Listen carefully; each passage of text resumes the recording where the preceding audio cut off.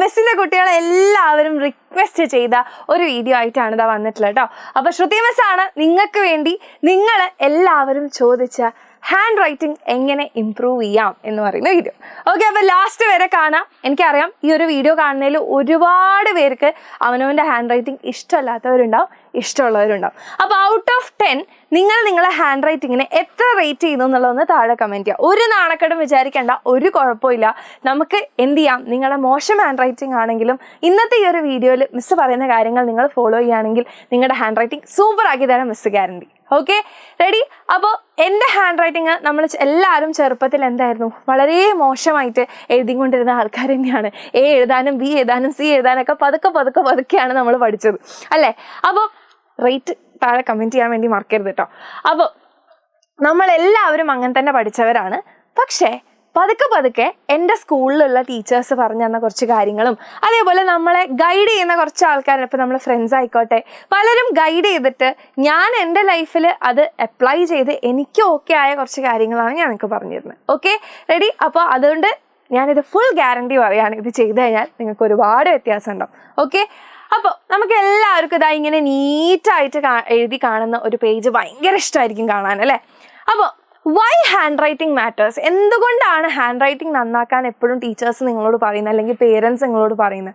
ഒന്നെന്ന് പറയുന്നത് boost memory and concentration.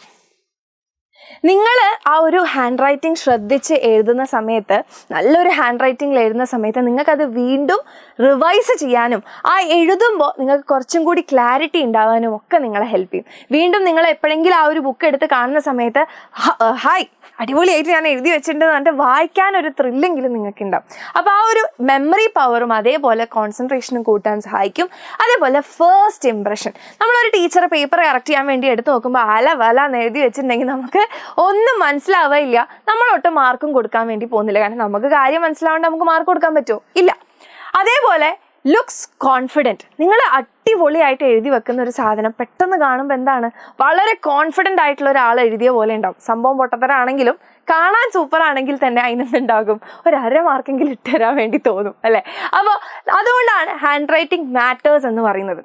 So identify what's wrong with you, അതാണ് നിങ്ങൾ ആദ്യം ചെയ്യേണ്ടത്. അപ്പോൾ നിങ്ങളിപ്പോൾ പറയും ഇതൊക്കെ എന്ത് പറഞ്ഞിട്ട് എന്ത് കാര്യം മിസ്സേ, എൻ്റെ ഹാൻഡ് റൈറ്റിംഗ് പൊട്ടയാണ് എന്ന് പറയുന്നവരുണ്ടെങ്കിൽ എന്താണ് നിങ്ങളുടെ പ്രശ്നം എന്ന് ശ്രദ്ധിക്കുക. നിങ്ങൾ എഴുതുന്നത് സ്പീഡ് കൂടിയിട്ടാണോ? അല്ലാന്നുണ്ടെങ്കിൽ നിങ്ങളുടെ ലെറ്റേഴ്സ് ഇങ്ങനെ വലുതും ചെറുതുമായിട്ടാണോ? അല്ലെങ്കിൽ നിങ്ങൾ എഴുതുന്ന ഇങ്ങനെ ചെരിഞ്ഞു പോകുന്നതാണോ നിങ്ങളുടെ പ്രശ്നം?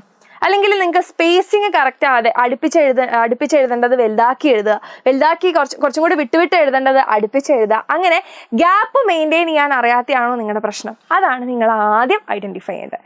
അത് ഐഡൻറ്റിഫൈ ചെയ്ത് കഴിഞ്ഞാൽ നിങ്ങളുടെ ടൂൾസ് റെഡിയാക്കി വെക്കുക.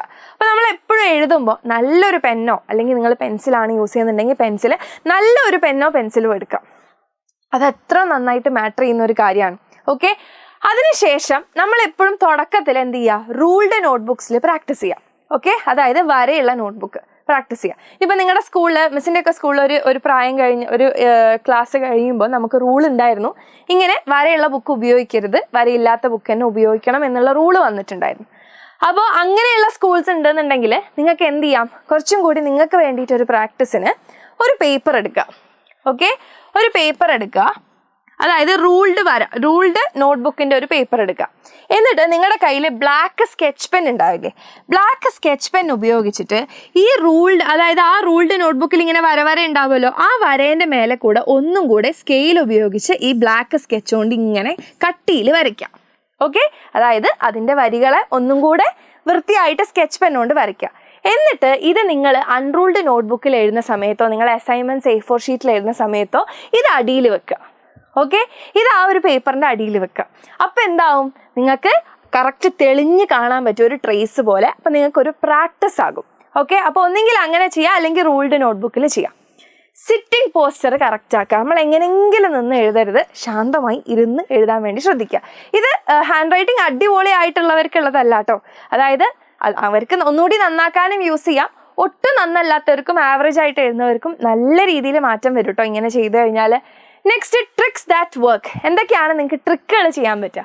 ഒന്ന്, നിങ്ങൾ പതുക്കെ എഴുതി പഠിക്കുക. Okay, slowly. സ്പീഡിൽ എഴുതുമ്പോൾ നമുക്ക് ഒരിക്കലും എന്ത് ചെയ്യാൻ പറ്റില്ല, ഹാൻഡ് റൈറ്റിംഗ് ശ്രദ്ധിക്കാൻ പറ്റില്ല. അതാണ് നിങ്ങൾ ഒരു പോസ്റ്റ് ഗ്രാജുവേഷനൊക്കെ എത്തിക്കഴിഞ്ഞ് കഴിഞ്ഞാൽ നമ്മൾ ടീച്ചേഴ്സ് ഇങ്ങനെ ക്ലാസ്സിൽ പറഞ്ഞു പോവുകയുള്ളൂ, നോട്ട് എഴുതാനുള്ള സമയം ആരും തരാൻ പോകുന്നില്ല നമുക്ക്. അപ്പോൾ നമ്മളിങ്ങനെ സ്പീഡിൽ എഴുതിയിട്ട് എൻ്റെയൊക്കെ ഹാൻഡ് റൈറ്റിംഗ് PG ഒക്കെ കഴിഞ്ഞപ്പോഴത്തേക്ക് കുറച്ച് മോശമായി. അതുകൊണ്ട് വെച്ചാൽ അത്രയും സ്പീഡിൽ നമ്മൾ എഴുതുകൊണ്ടാണ്.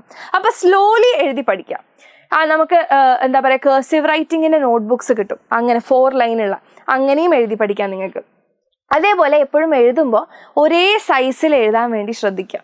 പിന്നെ ലീവ് പ്രോപ്പർ സ്പേസ്. ഓരോ വാക്ക് കഴിഞ്ഞാലും കറക്റ്റ് അതിന് കൊടുക്കേണ്ട സ്പേസിങ് നോക്കുക. ഓരോ വരി കഴിഞ്ഞാലും കൊടുക്കേണ്ട സ്പേസ് കറക്റ്റായിട്ട് വിടുക. Touch the lines properly. ഇപ്പം നിങ്ങളൊരു 4 ലൈൻ നോട്ട്ബുക്കിലാണ് നിങ്ങൾ എഴുതുന്നതെന്നുണ്ടെങ്കിൽ കറക്റ്റായിട്ട് എന്ത് ചെയ്യണം, ടച്ച് ചെയ്യണം. ഓക്കെ, അപ്പോൾ അതാ ഇങ്ങനെ മിസ്സിൻ്റെ പേരാണെന്നുണ്ടെങ്കിൽ ഇതാ ഇങ്ങനെ കറക്റ്റായിട്ട് ആ ഒരു ഇത് ടച്ച് ചെയ്യുന്നുണ്ട് എന്ന് നമ്മൾ എന്ത് ചെയ്യണം, ഉറപ്പ് വരുത്തുക.